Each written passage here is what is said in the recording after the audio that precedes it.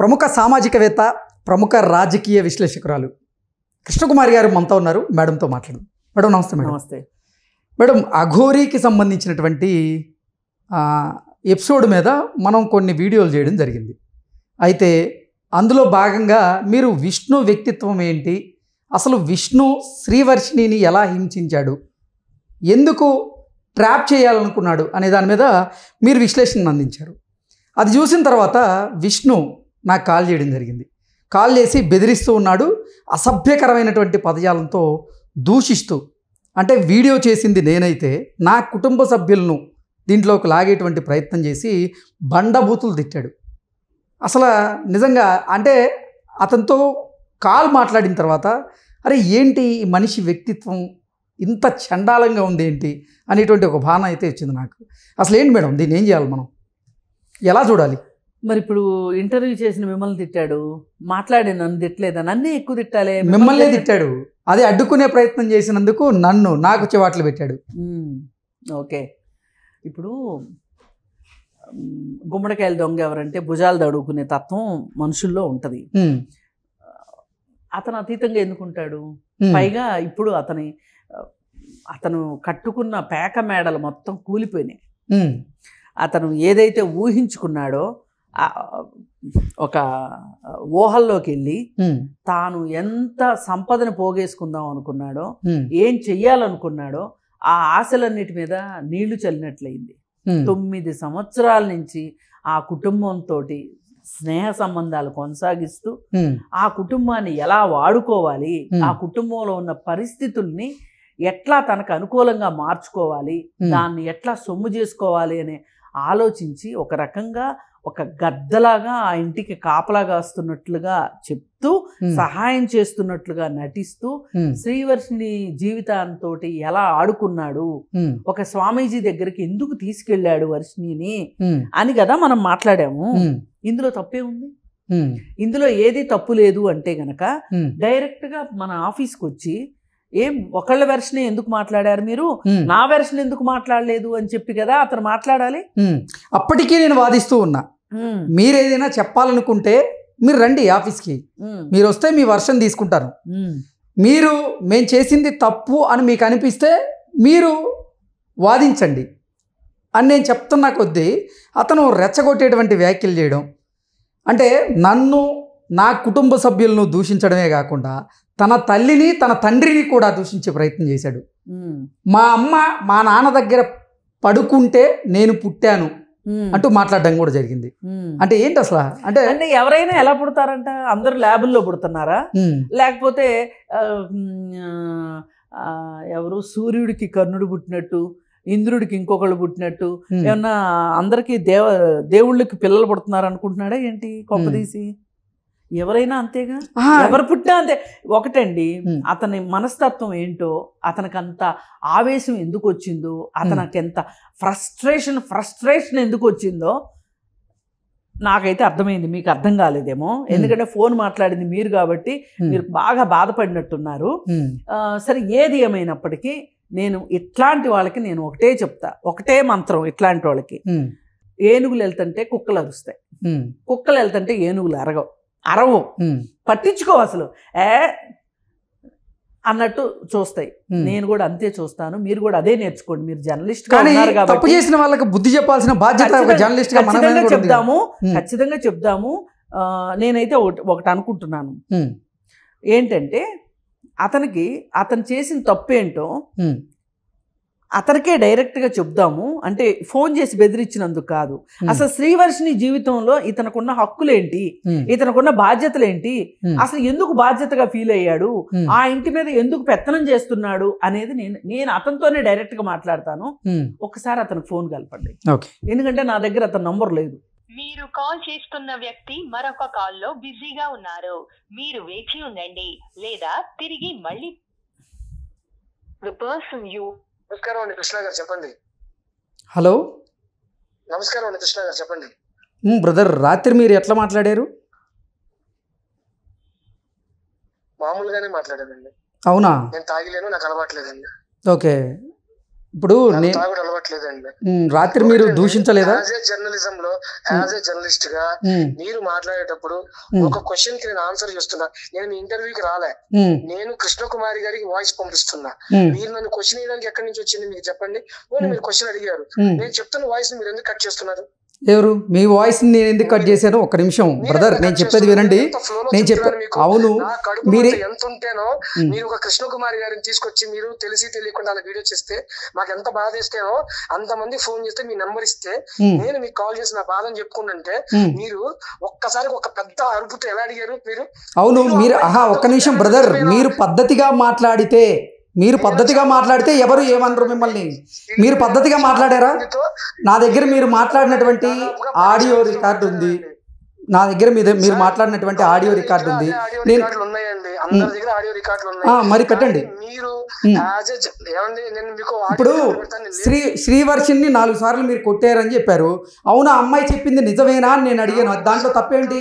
10 సార్లు అయినా కానీ ప్రతి దానికి ఒక అర్థం పరమార్థం అన్ని ఉంటాయండి. ఏంటి కొట్టిన దానికి అర్థం ఉంటుందా? ఉంటాయి. మరి అర్థం లేకుండా పిల్లల మీద చేతులు చేసుకుంటారా? మీకు పెళ్ళయిందా? నాకు పెళ్ళయిందా? మీ నాన్న ఎప్పుడు మిమ్మల్ని అవ్వలేదా?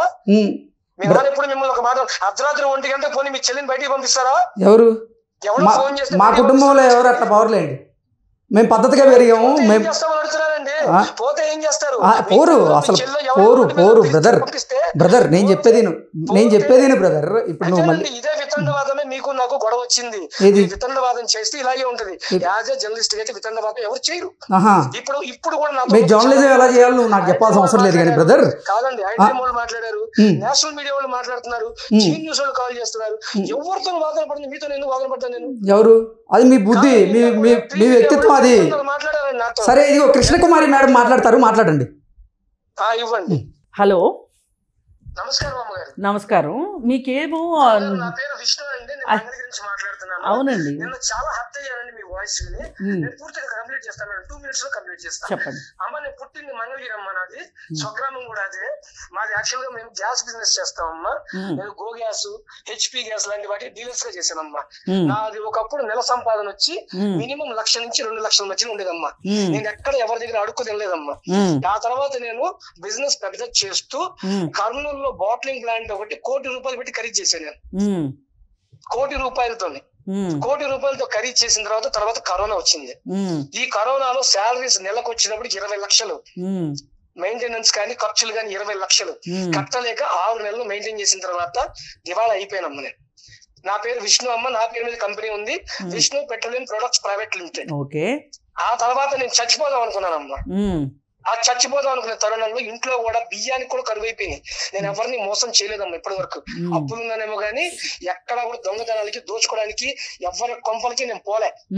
తినటానికి పోయాను. అమ్మ ఎవరన్నా అన్నం పెడతానంటే మీరు అల్టోళ్ళు, తిండి లేనప్పుడు పెడతానంటే ఇల్లే తినటానికి. ఇంతకు మించి నేను ఎవరి దగ్గర దొంగతనాలు చేయలే. మేము వెళ్ళింది రాజేష్ నాథ్ అఘోరి గారి దగ్గరికి.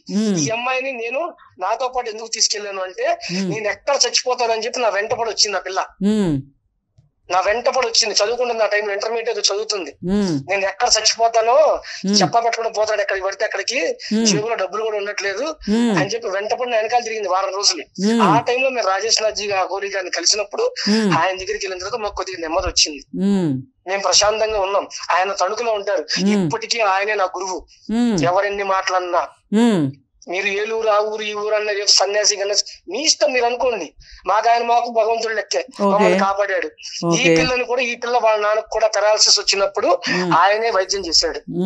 ఎన్నో వేలు లక్షలు ఖర్చు పెట్టినా కూడా అవ్వండి, ఆయన కూర్చొని వారానికి 1000 రూపాయల వైద్యంతో ఈ రోజు నయమయ్యి ఈ రోజు మీడియాలో మాట్లాడుతున్నాడు. ఆయన తాగుబోతు కాదు, ఆయన పని చేసుకునే వ్యక్తి. వాళ్ళ అమ్మగారు తిరుగుబోతు కాదు. వాళ్ళ అమ్మ ఇంట్లో వంటలకు వెళ్తది. ఎప్పుడైతే ఈయన పెరాలసిస్ వచ్చిందో వాళ్ళ అమ్మగారు ఈయన నాన్న చూసుకోవడానికి ఇంట్లోనే ఉండిపోయింది. వీళ్ళ అబ్బాయి నా దగ్గర పని చేసేవాడు. నెలకి 15,000 నుంచి 20,000 ఇచ్చా. ఎప్పుడైతే నేను మునిగిపోయానో అందుకే వాళ్ళ మనోడిని బయటికి పంపించేసా. ఎలక్ట్రికల్ బండి ఒకటి కొనిపెట్టా, వాయిదా పద్ధతిలో కొనిపెట్టా. మనోడు ర్యాపిడోలు వేసుకొని బతుకుతాడమ్మా. ఈ విషయంలోనే మనోడికి జీతం కూడా నేను పెండింగ్ ఉన్నా. ఇంకో 3 లక్షల రూపాయలు నేను ఇవ్వాలకి. 3 లక్షల రూపాయలు నా దగ్గరే ఉన్నాయి. ఆ 3 లక్షలు కూడా ఇంకో 1-10 రోజులు వాళ్ళకి ట్రాన్స్ఫర్ అయిపోతాయి. నాకు ఆల్రెడీ స్థలాలు, నా ఇల్లు మొత్తం కలిపి 2.5 కోట్ల మధ్యలో ఆస్తుంటదమ్మా. అంటే మీరు చెప్పిన దానిలో ఎక్కడ కూడా వాస్తవం లేదని నేను బాధపడి మీకు వాయిస్ ఇవ్వమని కాల్ చేస్తే ఇలా మాట్లాడుతున్నప్పుడు ఇంత ఫ్లో లో ఉన్నప్పుడు నేను మీకు కూడా చెప్పాను 2 నిమిషాలు ఆగండి అని. ఆ తర్వాత మీరే క్వశ్చన్ అడిగితే నేను ఆన్సర్ చెప్తా. మధ్యలో కొట్టామంటే నిజమేనా అంటే కోపం రాక ఏమొచ్చింది చెప్పండి. నేను ఏ మీడియాకి కాల్ చేయలేదండి ఇప్పటి వరకు. ఏ మీడియాకి కాల్ చేసి మీరు మాట్లాడిన తప్పు నేను చెప్పలా, కేవలం మిమ్మల్ని అడిగాను నేను. ఎందుకంటే నాకు సినిమా స్టోరీ లాగా అనిపించింది, నా గురించి మీకు ఏమీ తెలియదు. మా ఊర్లో కనుక్కోండి పోని, ముదురుగాడు అంటారు కానీ ఎక్కడ దొంగతనం గానీ ఒక చోట ఇబ్బంది పడ్డా కానీ ఇవన్నీ మనం ఏం చేయలే. లేడీ అమూరి విషయంలో కూడా ఆవిడ ఇంట్లోకి రానియకుండా ఉండడానికి నేను చాలా సార్లు ప్రయత్నించా. మరి ఎవరు తీసుకొచ్చారు? నేను ఇప్పుడు హైదరాబాద్ దగ్గర ఏమండి ఇంట్లో కుక్క ఉందండి, అది కలిసిద్దని మనకి తెలీదా? కాదు, నేను అడిగిన దానికి కాదు. విష్ణు గారు మీరు చెప్పాలనుకున్నదే చెప్తాను, వింటానికి కూర్చోాలా నేను ఇక్కడ. నేను ఒకటే అడుగుతున్నా, మీరు అడగండి. అఘోరిని ఇంట్లోకి, అఘోరి అనను నేను అతనికి శ్రీనివాస్ గారి నో అనను అఘోరి అనను. అఘోరి అని అందరికి టోపీలు పెడుతున్నాడు వాడు ఒక పెద్ద 420 వాడు 420. ఆ 420ని మీరు అందరు నమ్మారు, జనాలందరినీ నమ్మించాలని చూస్తున్నారు. నేను మాట్లాడదలుచుకుంది ఇప్పుడు మీతో. ఒక్క నిమిషం లైన్ లో ఉండండి. ఇప్పుడు ఈ శ్రీనివాస్ అనేవాడు వీళ్ళ ఇంట్లోకి ఎలా వచ్చాడు? ఎవరు తీసుకొచ్చారు అసలు? దేవత అంటే ఎవరైనా ఇంట్లోకి రాణిస్తారండి. నేను ఎందుకు హైదరాబాద్ లో ఎవరు తీసుకొచ్చారంటున్నానండి, మీరు దానికి సమాధానం చెప్పండి. ఎవరు చెప్తుంది? ఒకళ్ళ పేరేముంది? ఇప్పుడు మా గురువు గారు కూడా ఆవిడ సపోర్ట్ చేశారు ఆ రోజుల్లో. హిమాలయ స్వామి సపోర్ట్ చేశాడు. దేవత అని అందరికీ చెప్పారు. మంగళగిరిలో కారు అయిపోయినప్పుడు దేవత ఇక్కడ ఆగిందని చెప్పి మేమే తీసుకొచ్చాం. ఓకే, దేవత అని ప్రచారం చేసినప్పుడు మరి దేవత ఇప్పుడు దెయ్యమైంది. కుటుంబాల పని దెయ్యమైంది. ఓకే, తప్పు చేసింది ఏముందండి? కాదు ఇప్పుడు తెలిసి తెలియక తీసుకొచ్చిందాన్ని మేము డబ్బు కోసం తీసుకొచ్చామని ఎలా కన్ఫర్మ్ చేయగలుగుతారు? ఒక్క నిమిషం ప్రూఫ్ ఇస్తారా మాకు? విష్ణు గారు ఒక్క నిమిషం చెప్పండి. ఇప్పుడు నేను మాట్లాడింది కరెక్ట్ కాదు అని మీరు అంటున్నారు. ఓకే, అయితే నేను ఎందుకు అలా మాట్లాడాను, నాకున్న ఇన్పుట్స్ ని బట్టి నేను మాట్లాడతాను. అది కాదు అని మీరు అక్కర్లేదండి, అక్కర్లేదు. మాకు మీడియాలో చూసిన దాన్ని బట్టి మేము మాట్లాడతాం. మీరు కాదు అని మాకు ఎస్ అండి మాట్లాడతాం. ఇప్పుడు విష్ణు గారు ఒక్క నిమిషం.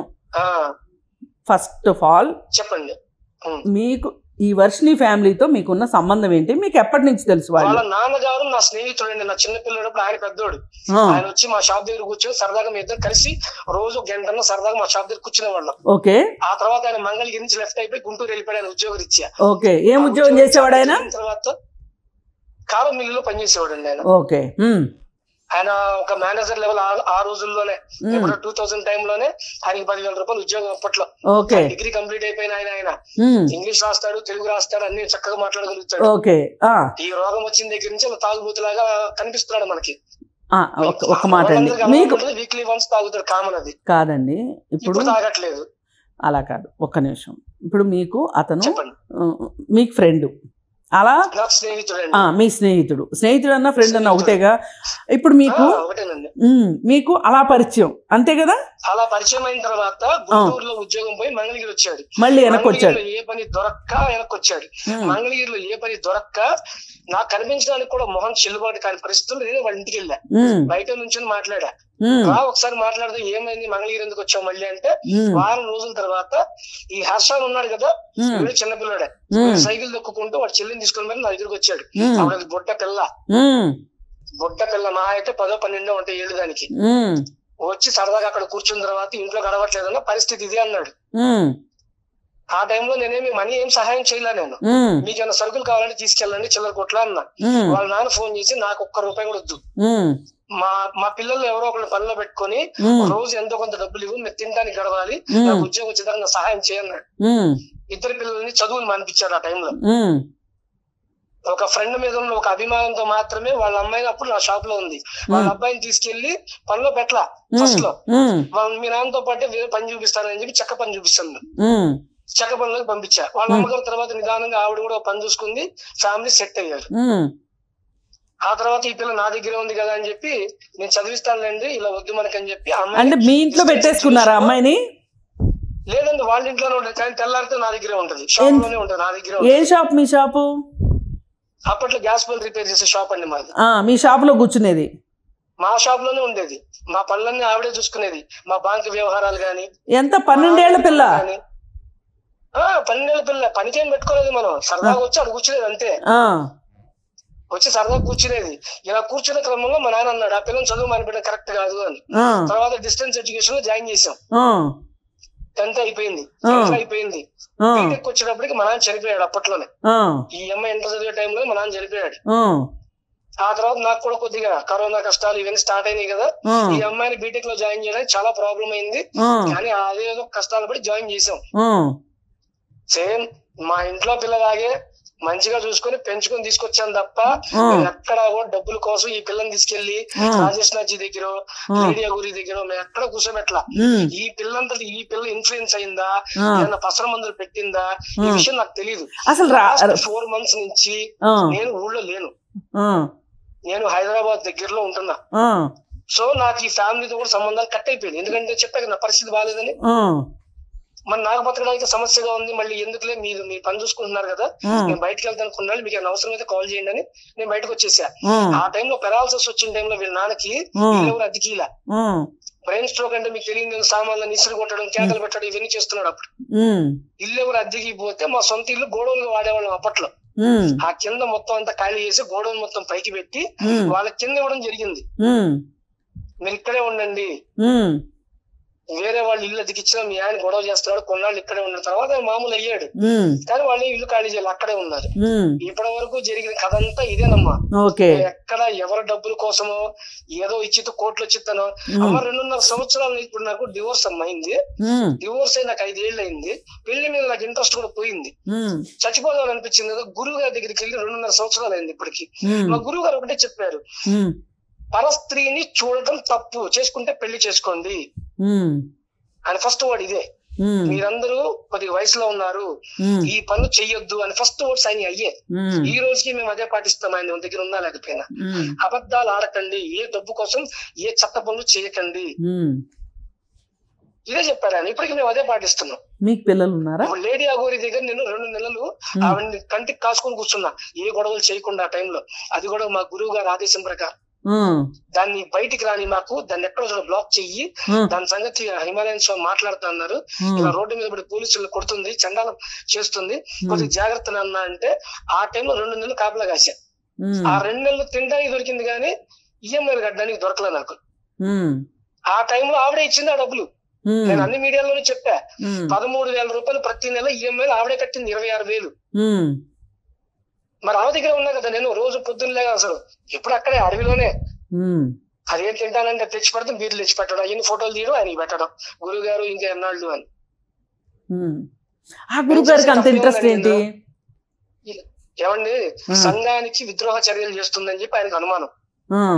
కానీ ఇది బయటికి తెలియట్లేదు, ఏం చేస్తుంది అసలు ఎవరు అనేది బయటపడట్లే ఆయనకి.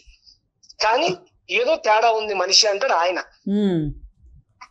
నేను గురువు గారిని ఏకీభవిస్తూ తిరగలుగుతానేమో, నా సొంత నిర్ణయం తీసుకుని ఎప్పుడు ఏది చేయలేదమ్మా ఇప్పటి వరకు. ఇప్పుడు కూడా ఏదైనా జరిగితే ఆయనకే మెసేజ్ పెడతాను నేను, పెద్ద పెద్ద ఏదైనా జరిగితే. మరి ఇవన్నీ బాగున్నాయండి, ఇవన్నీ బాగున్నాయి విష్ణు గారు. అసలు ఇప్పుడు ఈ అమ్మాయి శ్రీవర్షిని ఏం చెప్తుందంటే, మాకే డబ్బులు ఇవ్వాలి విష్ణు అని చెప్తుంది. నేను అదే చెప్తుందమ్మా. బంగారం కూడా తీసుకున్నాడని చెప్తుంది, నిజమేనా? బంగారం ఆల్రెడీ వెళ్ళిపోయిందమ్మా, వెళ్ళిపోయింది ఆల్రెడీ, ఇచ్చేశారు.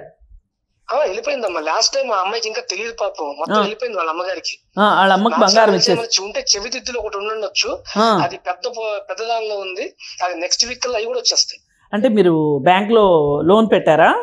బ్యాంక్ లో లోన్ తీసుకున్నప్పుడు ఆ అమ్మాయి కూడా నాకు సహాయం చేసిందండి. మరి పరిస్థితి బాగాలేదు కదమ్మా, నేను అబద్ధం చెప్పడం కాదండి. అలా కాదు, మరి మీరేమో వాళ్ళకి సాయం చేశానంటున్నారు ఒకప్పుడు, మరి ఇప్పుడు ఆ తర్వాత ఆయనకి పెరాలసిస్ కూడా వచ్చిన తర్వాత వాళ్ళు మీకు సాయం చేసే పరిస్థితిలోకి వాళ్ళు ఎలా వెళ్ళారు? అసలు వాళ్ళకి ఎక్కడి నుంచి వచ్చినాయి? తర్వాత ఆగిందల్లా శాలరీ విషయంలో ఆగారమ్మా. వాళ్ళ అబ్బాయి శాలరీ నా దగ్గర పెండింగ్ లో ఉంది, అదొక దానికి ఆగారు. తర్వాత నాకు డివోర్స్ విషయంలో నాకు డబ్బులు తగ్గినప్పుడు వీళ్ళు గోల్డ్ తాకట్టు పెట్టి నాకు ఇచ్చారు. దానిలో కూడా ఆల్రెడీ 70% క్లోజ్ అయిపోయింది. 60. అసలు మీకు డివోర్స్ ఎందుకైంది? నేను ఫ్యామిలీ కౌన్సిలర్నే, అందుకని అడుగుతున్నా. పర్వాలేదమ్మా చెప్తాను. పెళ్ళైన తర్వాత అంతా బానే ఉందమ్మా. అమ్మాయి పల్లెటూరు అమ్మాయి. అయితే మాకు తెలియని విషయం ఏంటంటే వాళ్ళు బాగా డబ్బున్నోళ్ళంట. మాకు ఆ విషయం పెళ్ళైన తర్వాత తెలిసింది. పెళ్లి కూడా నేను సింపుల్ గానే చేసుకున్నాను. రూపాయి కూడా నాకు వచ్చింది ఏం లేదు. ఆ అమ్మాయి ఏదో బంగారం చేపించుకుంటానన్నారు. నేనే ఎదురు ఇంకో 4 లక్షలు ఖర్చు పెట్టి పెళ్లి చేసుకున్నా. ఆ టైంలో ఆ అమ్మాయి కూడా నల్లగా ఉంటుంది, పల్లెటూరు అమ్మాయి అని చెప్పి మా నాన్న చాలా ఇష్టపడి పెళ్లి చేశాడు. ఈ రోజుల్లో కలర్లు ఇవన్నీ మనకు వద్దనన్నా ఇళ్ళ కింద కూడా ఉంటారని చెప్పి చేశాడు. చేసిన తర్వాత విత్ ఇన్ 15 days కి వాళ్ళ టార్చర్ మొదలైంది. నువ్వు మా ఇంట్లో ఉండాలి అని. ఇది కూడా ఎందుకు మొదలైంది? ఇంటికి వెళ్తే టీవీ దగ్గరే 5-6 లక్షలు 500 రూపాయలు కట్లు పడేసి ఉంటాయి. ఎప్పుడు చూడు డబ్బులు అక్కడ పడేసి ఉంటాయి. నా మీద చివరిలో నింద కూడా వేశాడు, మీ అబ్బాయి డబ్బులు తీసాడు అని. మా నాన్న కాదండి, మరి మీకు పెళ్లికి ముందు వాళ్ళకి డబ్బులు ఉన్నాయని మీకు ఎలా తెలియలేదు? వాళ్ళు అలాగే ఉంటారమ్మా. ఏం లేని వాళ్ళకి వెళ్ళి ఉంటారు. వాళ్ళు ఒక చిన్న ఇంట్లో ఉంటారు. వాళ్ళు 2 కోట్ల రూపాయలు వాళ్ళు వడ్డీలు తిప్పుతున్నారు స్టిల్. నేనే స్టన్ అయ్యానమ్మా ఇవన్నీ చూసి.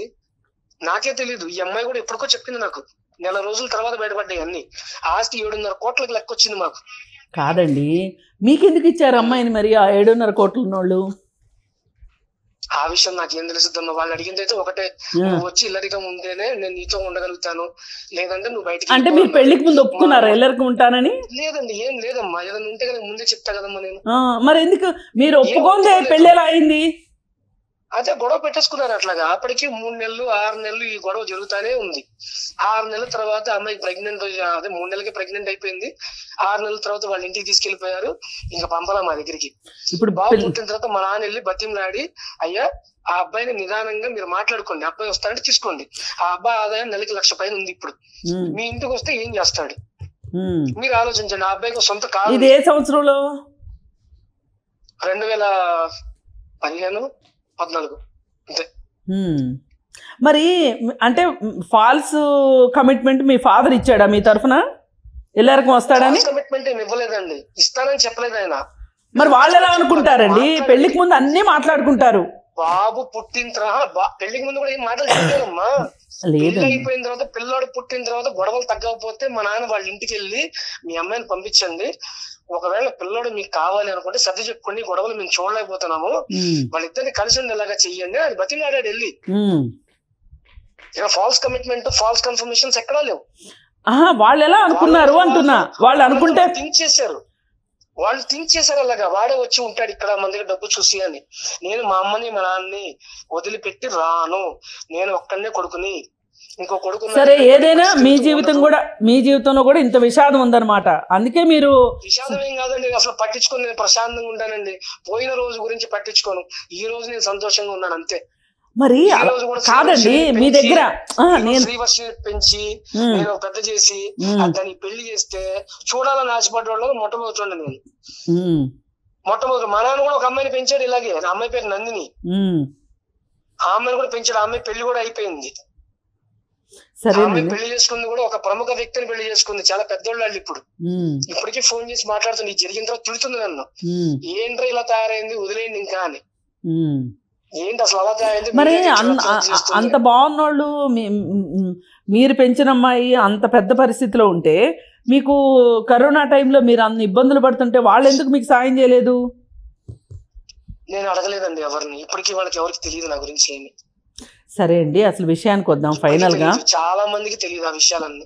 ఫైనల్ గా అమ్మకే నేను సరిగా చెప్పలేదండి ఇప్పటి వరకు. ఓకే అండి, మీ గుండె నబ్బరాన్ని మెచ్చుకోకుండా ఉండలేకపోతున్నాను. చెప్పండి. ఫైనల్ గా పాయింట్ ఏంటంటే, ఇప్పుడు స్వామీజీ దగ్గరికి, అంటే మీరు చెప్తున్న తణుకు స్వామీజీ దగ్గరికి ఈ అమ్మాయిని మీరు తీసుకెళ్ళలా? ఈ అమ్మాయి నాతో పాటు వచ్చినప్పుడు తను కూడా నచ్చి తనతో అక్కడే ఉండి దీక్ష తీసుకుంది.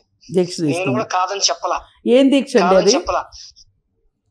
ఇది 1 టైప్ ఆఫ్ అఘోరి దీక్ష అండి, కానీ అఘోరి కాదు. ఇది అవగర్ అంటారు దీన్ని అవగర్ అంటారు. అఘోరీలు అక్కడ అవరండి. ఆయన ఒక్కడిని అఘోరి అంటారు కానీ అందరూ అఘోరీలు అవరండి. 14 ఏళ్ల పాటు అరణ్యవాసము, హిమాలయ వాసము, పిల్ల జల్లాలు అందరినీ వదిలేస్తే అది వస్తది. అది కూడా తల్లిదండ్రులు ఒప్పుకొని, పెళ్ళైతే పెళ్ళైన ఎవరైతే ఉంటారో భర్త భార్య ఒప్పుకోవాలి, పిల్లల్ని అందరూ ఒప్పుకుంటే. మరి ఇప్పుడు అలా కాదు, ఆయన అయితే దీక్ష ఇచ్చాడా? దీక్షలు అందరికీ ఇస్తారండి, ఎవరైనా ఇస్తారు. మీరు వాళ్ళకి ఒకటే చెప్తారు, ఈ దీక్ష అఘోరి దీక్షకు సంబంధం ఉండదు. కాదండి, మీరు ప్రశాంతంగా జీవించడానికి ఒక్క నిమిషం అండి, ఒక్క నిమిషం. ఈ దీక్ష ఇవ్వాలి అంటే తల్లి తండ్రి అనుమతి ఉండాలి, పెళ్లి అయితే భార్య భర్త అనుమతి ఉండాలని మీరు చెప్తున్నారు కదా. కాదు కదండి అది అఘోరి దీక్ష కాదు కదా. మరి ఇప్పుడు ఏదో దీక్ష ఇచ్చారంటున్నారు కదా, ఏం దీక్ష అది? అఘోరి దీక్ష కాదండి, ఏది ప్రశాంతంగా బతకడానికి మీరు బాగుండడానికి ఇచ్చే మంత్రాలు అయ్యి దీక్ష అంటారు. మరి నేను అఘోరి దీక్ష తీసుకున్నానని చెప్తుంది శ్రీవర్షిని తణుకులో. అది అబద్ధాలండి. అఘోరి దీక్ష ఎలా ఇస్తారండి అంత సింపుల్ గా? అమ్మ నాన్న పిలిపించి మగవాడైతే కనుక అంగం కట్ చేస్తారు ఫస్ట్, నరాల చావ కొడతారు ఫస్ట్. అమ్మాయిలు అయితే కనుక వేరే వేరే విధంగా చాలా ఉంటాయండి. అసలు అఘోరీలు అవ్వడం అంటే చిన్న విషయాలు అవన్నీ. అంటే ఇంత రాక్షసత్వం ఉంటుంది అనమాట లోక కళ్యాణం కోసం. రాక్షసత్వంలో ఉండే ఒక శివాచ్యం చాలా పెద్దదండి అది. సరే అండి, నేను అలాంటి పెద్దగా నమ్మనండి. సరే, అసలు విషయానికి వస్తే ఒకటండి, మీరు ఆ అమ్మాయిని పెంచుకున్నాము అనడము అనేది ఏంటి? ఎందుకు పెంచుకున్నారు అంటే కొంతమంది పక్కింటి పిల్లల్ని పెంచుకునే ఉంటది, కానీ ఇంతలాగా అసలు ఆ అమ్మాయి జీవితాన్ని మీరు శాసించే విధంగా మట్టుకు ఎవ్వరూ పెంచరండి. First point. జీవితంలో శాసించే విధంగా నేను ఎప్పుడు పెంచలేదండి. మీరు కొట్టారా లేదా అమ్మాయిని? వినండి పూర్తిగా, మీరు పూర్తిగా వింటేనే హ్యాపీగా చెప్తానండి. కాదండి, నేను నాకు కాదు నాకు 2-3 ప్రశ్నలే ఉన్నాయండి. లేదు అక్కర్లేదు మీరు ఇలా మాట్లాడటం కాదు. ఇప్పుడు నేను మాట్లాడదలుచుకున్న నాకు 2 క్లారిఫికేషన్స్ కావాలి. ఒకటి ఏంటి అంటే, లేదు నేను అలా అడగలేదు. నేను అడిగింది ఏంటంటే, పెంచుకోవడము అనేది చాలా సహజము, కానీ వాళ్ళ పైన మొత్తం సర్వ హక్కులు తీసుకునే హక్కు తల్లిదండ్రులకే ఉండదు. అలాంటిది పెంచిన వాళ్ళకి ఎలా ఉంటాయి అనే దాని గురించి నేను మీరు కొట్టారా లేదా మరి అమ్మాయిని? మీరే చెప్పారు కదా కొట్టానని. ఆ అమ్మాయి కూడా మీడియాలో చెప్పింది. రాత్రి 1 గంటకి బండి వేసుకొని ఎవరికి చెప్పకుండా ఇంట్లోంచి వెళ్ళిపోతే, అదే ఆడపిల్ల మీ ఇంట్లో ఆడపిల్ల అయితే చెప్పిన మాట అనుకుంటే పరిగెత్తుతుండే రోడ్డు మీద, మీరు ఏం చేస్తారు? వాళ్ళ అమ్మ నాన్న. ఇదే ఆడపిల్ల రోడ్డు ఎక్కి ఏ గంజాయి తాగేవాడో, ఏ అడవుల్లోనో మందు తాగేవాడో, ఇదే ఆడపిల్ల లాక్కెళ్ళిపోయి చచ్చిపోతే ఇదే మీడియా, ఇదే విష్ణుని, అదే కుటుంబ సభ్యులు ఏముంటుంది? అసలు విష్ణుని ఎందుకు అడుగుతుందండి?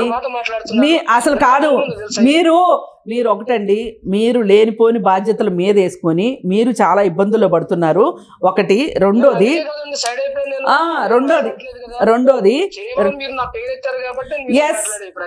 కాదు, ఒకటి వినండి. ఒకటి ఏంటి అంటే, ఆ అమ్మాయిని పెంచింది తప్పు కాదు, కానీ చాలా మీకు చాలా హక్కులు ఉన్నట్లుగా బిహేవ్ చేశారు, అదొకటి పొరపాటు. ఇంకోటి ఏంటంటే, ఆమె పాప ఆ పిల్ల వెళ్ళిపోయిన తర్వాత వాళ్ళ అమ్మ వచ్చి కాళ్ళ మీద పడింది, నా పిల్లని తీసుకురా అని. అప్పుడు బయలుదేరా. 15 రోజుల దాకా నేను ఎందుకు వెళ్ళలేదు? ఇదే శ్రీనివాసులు పట్టుకోవడానికి నాకు 2 రోజులు ఎక్కువ. నాకు 15 రోజుల దాకా మరి నేను ఎందుకు ఊరుకున్నాను? నేను నాకే హక్కు లేదు కాబట్టి నోరు మూసుకొని కూర్చున్నా. ఆ పిల్ల మీడియాకి ఎక్కి విష్ణు వాళ్ళ థ్రెట్ ఉంది, నాకు విష్ణు అక్కర్లేదు అన్నప్పుడే నేను వదిలేసాను ఆ పిల్లని. సరే, ఎనీవే ఒకటి నాకు కావాల్సింది ఏంటంటే మీ దగ్గర నుంచి సమాధానం.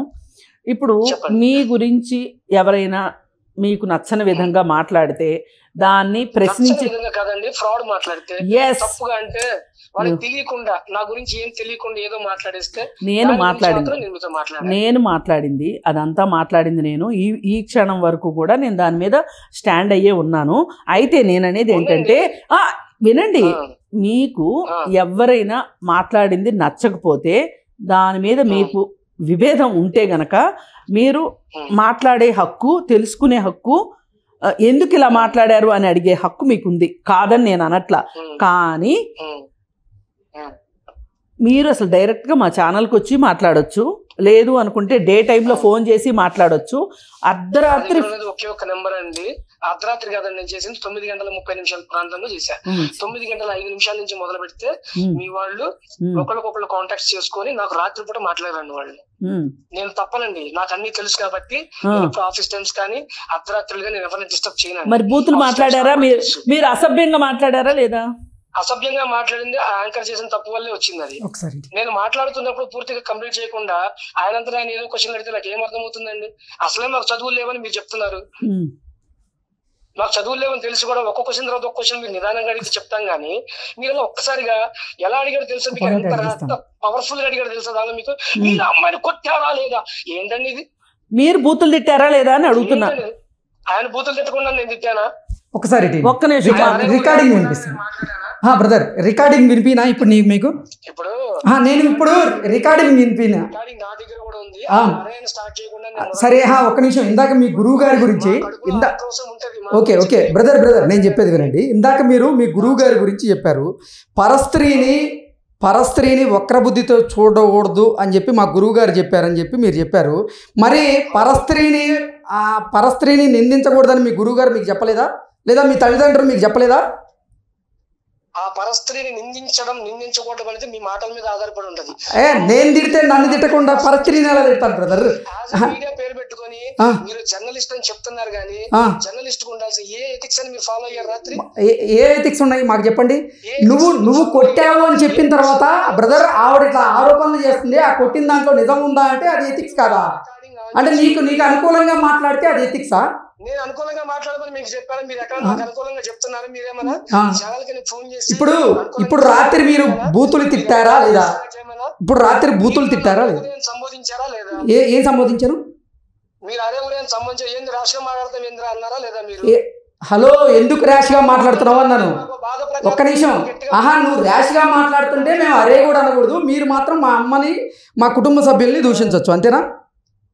అదేనా మీ గురువు గారు మీకు నేర్పింది? మీ గురువు గారు మీకు నేర్పింది ఇదేనా? మీ గురువు గారు మీకు నేర్పింది ఇదేనా? ఎవరు అరే ఒరే అని నేను అన్నానో లేదో ఇప్పుడు నేను ఆడియోలో చూపిస్తా. నేను ఆడియోలో వినిపిస్తా బ్రదర్ ఒక్క నిమిషం బ్రదర్. ఆడియోలో వినిపిస్తా. అవును సీరియస్ అవుతున్నావు అంటే తప్ప. అవును బ్రదర్ ఒక్క నిమిషం. జర్నలిజంలో నువ్వు చెప్పింది మేము వినము. మాకు క్వశ్చన్స్ ఉంటే ఖచ్చితంగా మేము క్వశ్చన్స్ అడుగుతాం బ్రదర్. అది నీకు నచ్చకపోతే అది స్టార్టింగ్ లో కూడా మీకు ఫోన్ చేసినప్పుడు ఒక విషయం చెప్పా. సార్ మేము పని చేసుకుంటేనే 5,000 నోట్లోకి వెళ్ళాలి, ఇలా మీడియా చుట్టూ తిరిగితే మాకు అన్నం పెట్టేవాడు. అరే ఇప్పుడే 2.5 కోటి వేస్తుందని చెప్తారు, మళ్ళీ పని చేసుకుంటే నోట్లోకి వెళ్తుంది అంటారు. ఇంకా చాలు పూర్తిగా వినండి సార్. ఇదే రాత్రి కూడా మీకు నాకు గొడవ. మీరు నేను పూర్తిగా వెళ్ళలేనప్పుడు నేను ఏం మాట్లాడతాను మీతో? నా 5,000 నోట్లోకి వెళ్ళమని మీకు చెప్పి ఇప్పుడు ఎలా మాట్లాడుతున్నారు? రాత్రి ఎలా మాట్లాడారు? మీరేమన్నారు? రాత్రి ఎవరు రమ్మన్నారా మిమ్మల్ని మైకుల ముందుకి అన్నారు. మీరు ఎవరు రమ్మన్నారు? మేము ఎందుకన్నాను మైకుల ముందుకి అన్నారు? మీరు రికార్డ్ అవును నువ్వేం మాట్లాడిన తర్వాత నేను అన్నాను మేమేదో మిమ్మల్ని మీడియా వాళ్ళే నిన్ను ఇబ్బంది పెడుతున్నారని చెప్పి నువ్వు అన్న తర్వాత మీడియా వాళ్ళు నిన్నెందుకు ఇబ్బంది పెడతారు? నువ్వు మీడియా ముందుకు రాకపోతే మీడియా వాళ్ళు నీ లైఫ్లోకి ఎందుకు వస్తారని నన్ను అది చెప్పట్లయిద్ది. నువ్వు మీడియా వల్ల విఘ్నేశ్వర స్వామి గుడిలో కాణిపాకం విఘ్నేశ్వర స్వామి గుడిలో మీరన్న మాట ఇదే మైకుల ముందు. హలో బ్రదర్ నేను చెప్తా విను బ్రదర్, నా దగ్గర ఆడియో ఉంది, నేను వినిపిస్తా. దాంట్లో ఇది లేదు. ఒక్క నిమిషం. అవును మొత్తం వినిపిస్తా. కూర్చొని మీరు వినండి. కంక్లూజన్ చేయండి మరి. ఉంటాం. సరే థ్యాంక్ యూ వెరీ మచ్. చూశారు కదండి ఏ విధంగా విష్ణు ఎలా బుకాయిస్తున్నాడో. ఇప్పుడు ఇతను బుకాయింపుకి ఉన్న కారణం ఏంటో మనకి క్లియర్ కట్గా అర్థమైపోయింది. ఏంటి అంటే అతను తన జీవితంలో వచ్చిన కష్టాలకి అతను బాబాల దగ్గర, స్వామీజీల దగ్గర, అఘోరీల దగ్గర అతను పరిష్కారం ఎత్తుక్కోవాలనుకున్నాడు. అలా ఎత్తుక్కునే క్రమంలో ఇప్పుడు ఆ తణుకు అఘోరి పరిచయం ఆయన దగ్గరికి వెళ్ళాడు. వెళ్ళి సరే ఏది ఏమైనా నేనైతే మొన్న మాట్లాడిన వీడియోకి స్టిక్ అని ఉంటా, అదే మాటలు, వీళ్ళంతా ఒక ముఠ, ఈ ముఠాలో కొత్త కొత్త సభ్యులు వచ్చి చేరుతూ ఉంటారు, కొంతమంది బయటికి వెళ్ళిపోతూ ఉంటారు. అలా బయటికి వెళ్ళిపోయిన ముఠా సభ్యుల్లో ఎవరు అంటే శ్రీవర్షిని ప్లస్ శ్రీనివాసు. ఇప్పుడు మనం శ్రీనివాస్ బండారం బయటకు వచ్చేసింది. ఇప్పుడు ఈ మొత్తం దీంట్లో శ్రీవర్షిని పావు వీళ్ళందరూ కలిసి ఇది ఒక ఆటలాగా చేశారు. సరే ఎవరికి వాళ్ళు మాకేం ప్రయోజనం ఇందులో అనుకుని దిగారు. అది కాస్త బుడగ పగిలిపోయేసరికి ఎవరికి వాళ్ళు ఈ విధంగా వాళ్ళ ఫ్రస్ట్రేషన్ ఈ విధంగా అంటే ఫ్రస్ట్రేషన్ జర్నలిస్టుల మీద లేకపోతే వాళ్ళ కుటుంబ సభ్యుల మీద నేను సమర్థించట్లా. నేను జరిగింది ఎందుకు అతనంత ఫ్రస్ట్రేట్ అయ్యాడు, రాత్రిపూట మీ కుటుంబ సభ్యుల్ని నన్ను బూతులు మాట్లాడేంతగా అసభ్య పదజాలంతో మాట్లాడేటట్లుగా అంత ఫ్రస్ట్రేషన్కి ఎందుకు గురయ్యాడు అంటే వాళ్ళు ఒకటి నిర్మించుకున్నారు, ఒకటి ఊహించుకున్నారు, మేడలు కట్టేసుకున్నారు. అవి కాస్త పేక మేడలాగా కుప్ప కూలేసరికి వాళ్ళకి చాలా బాధగా ఉండి ఆ బాధను ఎట్లా చూపించాలో అర్థం కాక ఇప్పుడు వాళ్ళు ఏదైతే చేశారో అదంతా మనం బట్టబయలు చేసేసరికి బాధగా ఉంది. జర్నలిస్టులు చేయాల్సిన పనే ఇది. ఇప్పుడు ఒక్కొక్కరు ఇంకా అందరు రంగులు తేల్తాయి. అందరూ చెప్పి ఇతన్ని అయితే వదలకూడదు కదా. అట్లా నేను వదలమని ఎవరు చెప్తారండి? వదలమని ఎవరు చెప్తారు? ఇప్పుడు అతనే బయట పెట్టేసుకున్నాడు. నేను అలా మాట్లాడలేదంటాడు కాసేపు ఏమో మీరు మీ వల్లే నేను అలా మాట్లాడాల్సి వచ్చిందంటాడు. పొంతం లేని సమాధానాలు చెప్తున్నాడు. నాకు ఇతని మానసిక పరిస్థితి మీద కూడా చాలా అనుమానం ఉంది. ఇప్పుడు శ్రీనివాస్ మానసిక పరిస్థితి సరిగా లేదు, వాడు ఏదేదో చేసేస్తున్నాడు, వాడిని కొంచెం కాపలా గాయమని ఆ గురువు గారు ఈ పిల్ల గురువు గారికి చెప్పారు. చెప్తే ఈ పిల్ల గురువు గారు కాపలా కాశారు. నేను ఇంకెన్నాళ్ళు ఈ కాపలాలు కాయాలి, నాకేమీ ప్రయోజనం లేకుండా కాపలాలు కాస్తున్నాను అని చెప్పి ఈయన వాపోయాడు కదా ఆయన దగ్గర. అదే కదా ఆయన చెప్తున్నాడు. ఈలోపు ఈ చిలక ఎగిరిపోయింది, శ్రీవర్షిని ఎగిరిపోయింది. సరే ఏది ఏమైనప్పటికీ ఇలా షార్ట్ టర్మ్లో అంటే ఈజీ మనీకి అలవాటు పడిపోయిన వాళ్ళు, ఇది బెట్టింగ్ యాప్లకి తక్కువైన స్టోరీ ఏం కాదు. ఇది ఒకేసారి బయటకు వచ్చినాయి. ఈ రెండు ఒకేసారి బయటపడ్డాయి. బెట్టింగ్ యాప్ల గురించి అంటే ఎప్పుడో ఉన్నా కానీ ఇప్పుడు తీవ్ర రూపం ఇప్పుడే కదా అందరికీ తెలిసిపోయింది బెట్టింగ్ యాప్ల గురించి. అట్లాగే ఈ అఘోరీలు, వీళ్ళ కథలు, వీళ్ళ కథా కమామిష్లు, వీళ్ళు సభ్య సమాజంలో అఘోరీలుగా ఎలా చలామణి అవుతారు, వీళ్ళు చేస్తున్న మోసాలు ఇవన్నీ బయటకు వచ్చినాయి కదా.